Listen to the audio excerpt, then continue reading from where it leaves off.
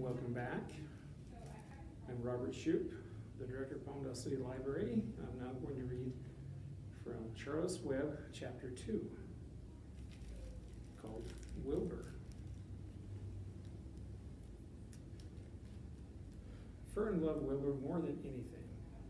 She loved to stroke him, to feed him, to put him to bed. Every morning, as soon as she got up, she warmed his milk, tied his bib on, and held the bottle for him. Every afternoon, when the school bus stopped in front of her house, she jumped out and ran to the kitchen to fix another bottle for him.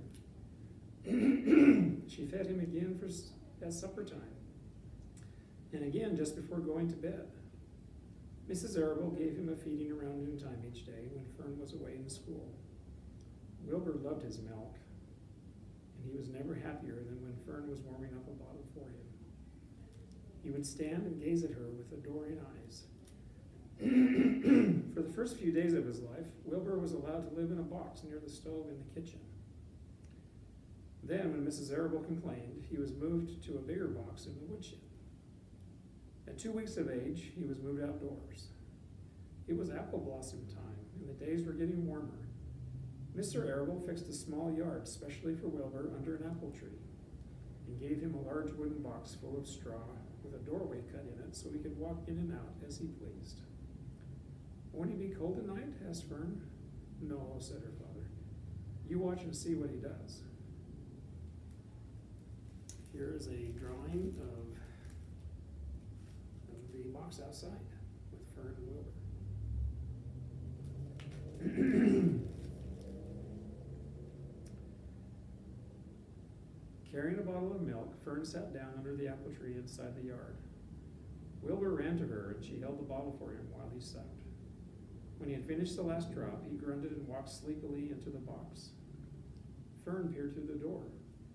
Wilbur was poking the straw with his snout. In a short time, he had dug a tunnel in the straw. He crawled into the tunnel and disappeared from sight, completely covered with straw. Fern was enchanted. It relieved her mind to know that her baby would sleep covered up and would stay warm. Every morning after breakfast, Wilbur walked out to the road with Fern and waited with her until the bus came. She would wave goodbye to him, and he would stand and watch the bus until it vanished around a turn.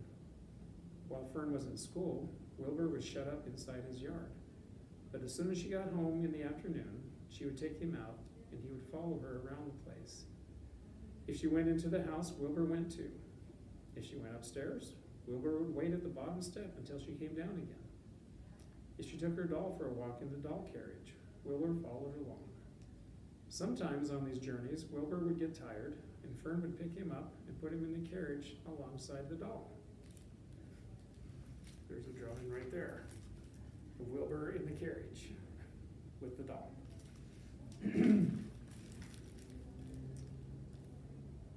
He liked this, and if he was very tired, he would close his eyes and go to sleep under the doll's blanket.